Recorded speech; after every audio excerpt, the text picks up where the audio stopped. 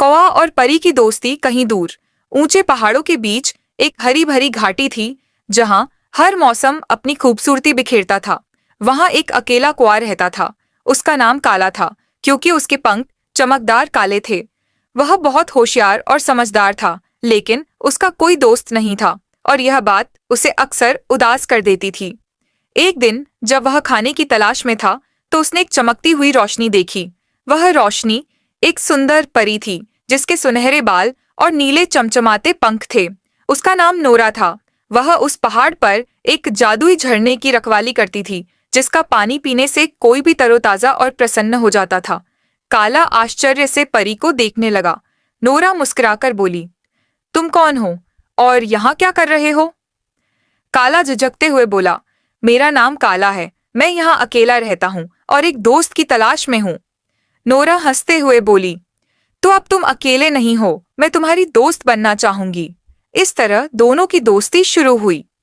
Nora अपनी जादुई ताकत से काला के लिए स्वादिष्ट बीज और फल लाती, और काला अपनी तेज नजर से किसी भी खतरे को भांपकर नोरा को सतर्क करता। वे दिन भर घाटी में घूमते, नदी किनारे बैठकर बातें करते और शाम को चांदनी में खेलते। एक दिन पहाड़ों में जोरदार तूफान आया। तेज हवाओं ने पेड़ों को हिला दिया और हर ओर अंधेरा छा गया।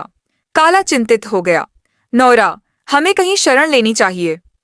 लेकिन नोरा ने कहा, मुझे झरने की रक्षा करनी होगी। अगर यह सूख गया तो सारे जानवर प्यासे मर जाएंगे। काला तुरंत बोला, मैं तुम्हारी मदद करूंगा। उसने अपनी तेज चोंच और मजबूत पंखों से पत्ते और टहनियां इकट्ठा करके झरने के चारों ओर एक मजबूत घेरा बना दिया, ताकि हवा और मिट्टी उसमें न गिरे।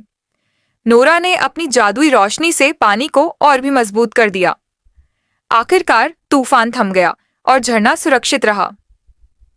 यह देखकर जंगल के सभी जानवर काला और नोरा के आभारी हुए। अब सबको समझ आ गया था कि दोस्ती का मतलब सिर्फ साथ हंसना नहीं, बल्कि मुश्किल समय में एक दूसरे का साथ देना भी है। उस दिन के बाद काला और नोरा की दोस्ती और भी मजबूत हो गई।